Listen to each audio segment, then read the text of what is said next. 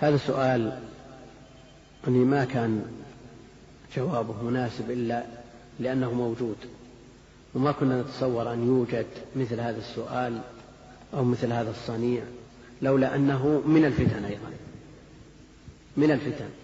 هذا يقول: هل تنصحنا بالأخذ من الشيخ عبد الله بن جبرين مع الرغم من اللمز الذي قيل فيه، ثم هل هو معتبر مثل الشيخ يسأل عنه؟ نسأل الله العافية.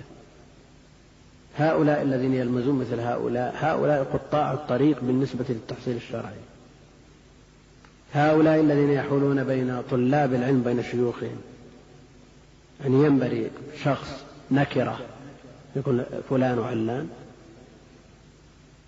يطعن بأئمة الإسلام شيوخ المسلمين، إذا طعن بالشيخ من يسلم لنا؟